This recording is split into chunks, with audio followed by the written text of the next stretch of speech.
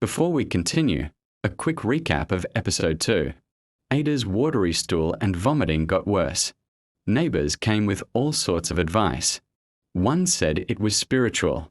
One said to stop giving her water. Another suggested using leftover antibiotics. Someone even brought herbs. But while everybody was busy talking, Ada got weaker.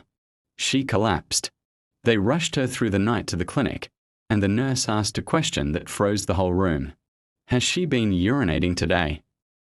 Then the nurse looked at Ada and said quietly, "This is severe dehydration."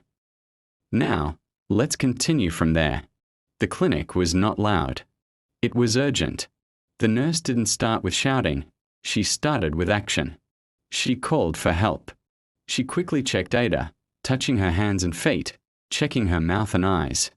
Mama Ngozi stood there, holding her breath, terrified that the slightest sound might break something fragile. Papa Chinedu stood like a man who had suddenly left his strength at home.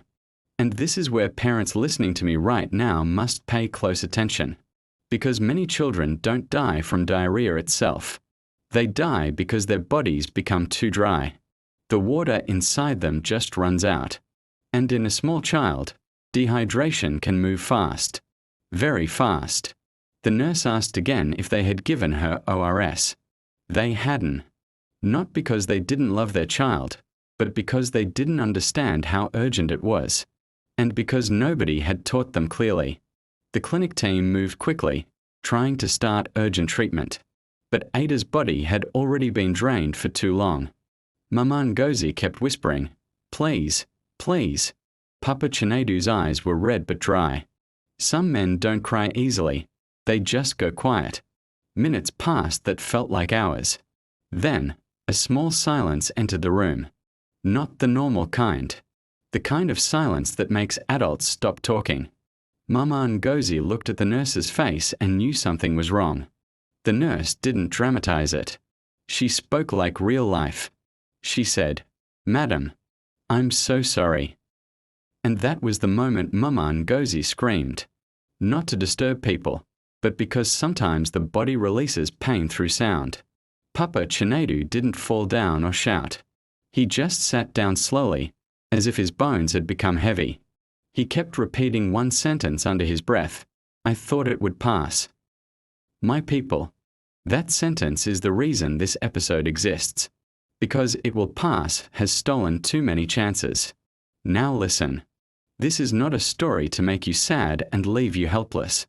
This is a story to turn pain into power. So stay with me, because in the next few minutes, you will learn exactly what to do when watery stool starts. You will learn what to give, what not to give, and when to run to the hospital. I will teach you how to correctly make your own ORS with sugar and salt, because the sachets aren't always available. And before we end, I'll give you a one-screen checklist you can screenshot and save. First, what is diarrhea, in simple language? Diarrhea means frequent loose or watery stools, often 3 or more times in a day, sometimes much more. But the big danger isn't the number of times they go. The big danger is what the stool is doing to the body. It's draining water and salts.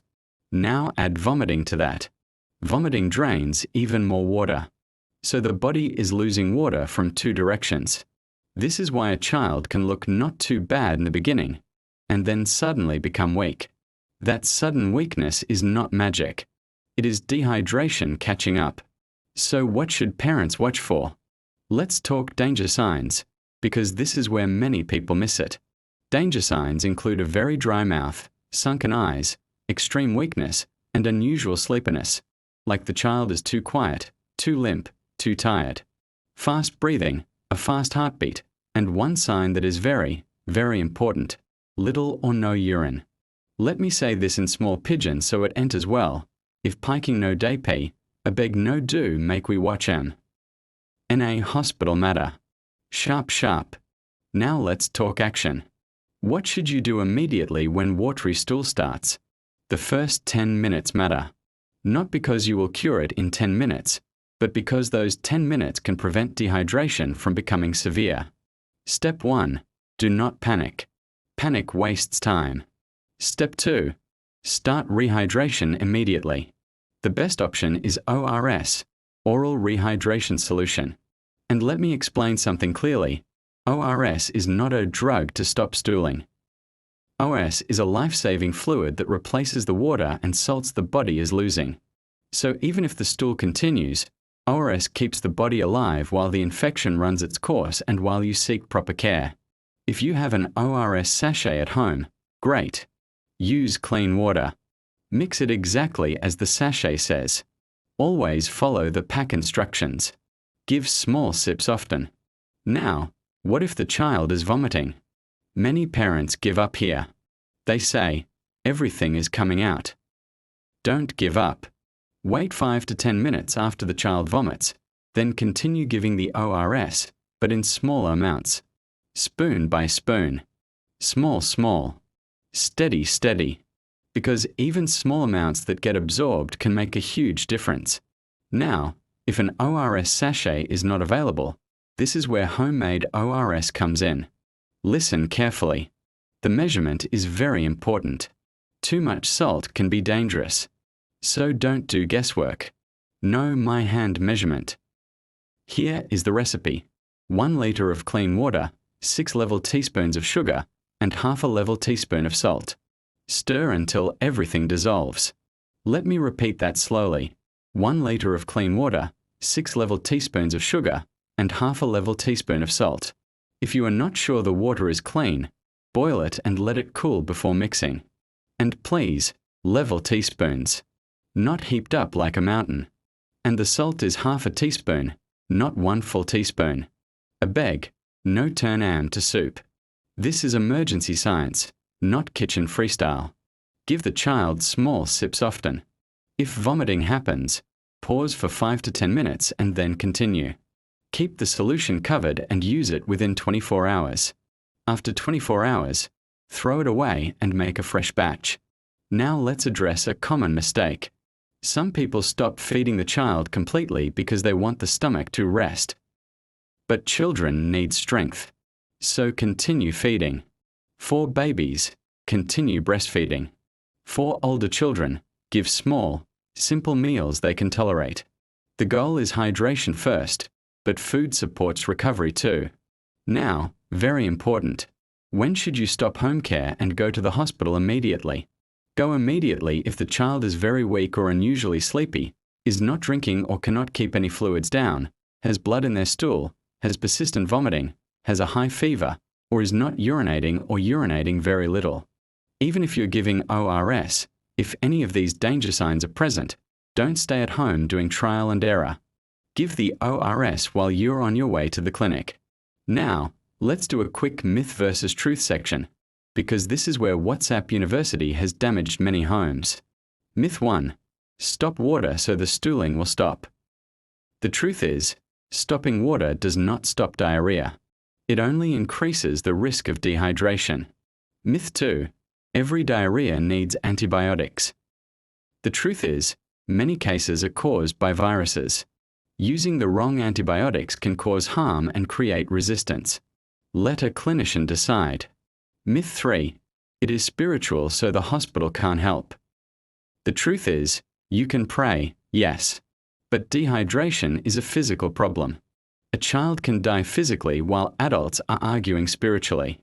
My people, prayer is good. But ORS is also good. Use sense and use speed. Let's talk prevention, because the best treatment is the one you never need. Wash hands with soap and water before eating, before cooking, after using the toilet, and after changing a baby. If you don't have running water, set up a simple hand washing station. Safe water matters. If your water source is questionable, boil it and let it cool. Store drinking water in clean, covered containers. Food hygiene matters. Cover food, reheat leftovers properly, and wash fruits and vegetables with clean water. These things sound small, but small habits prevent big tears. Let me return to Ada's story. After Ada's death, Mama Ngozi didn't become okay immediately. Grief doesn't just leave. But one day, she did something that surprised the whole community. She went to the market and started talking to other mothers. Not shouting or preaching, just telling them what she wished someone had told her earlier. She said, "If your child is purging, don't wait. Start ORS and go to the clinic." Some women listened, some didn't. But weeks later, a small boy in the same area started having watery stool at night. His mother remembered Mama Ngoza's words. She didn't wait for morning. She mixed ORS and gave him small sips. When the boy became weak, she went to the clinic early. The boy survived. And when Mama Ngoza heard, she cried again. But this time, it was a cry of pain mixed with purpose. Because Ada didn't become a nurse, but Ada's story started saving lives. Now, I promised you a one-screen checklist. Here it is. Screenshot it. If a child has watery stool, start ORS immediately. Use a sachet if available, or make homemade sugar salt ORS. Give small sips often. Continue breastfeeding and feeding. Watch their urine and weakness closely. Avoid random herbs and leftover antibiotics. Go to the hospital urgently if the child is weak, not urinating, has blood in their stool, keeps vomiting, or has a high fever. If you're still here, thank you. Now do one thing for me. Share this video with one parents group. WhatsApp, Facebook, anywhere. Because sometimes one share is one life. And if you want more health stories explained like real life, subscribe. I'm Nurse Torkam. We learn, we laugh small, but we save lives. May we never bury a child because of misinformation and delay. And may every parent have the knowledge to act fast. Thank you for watching.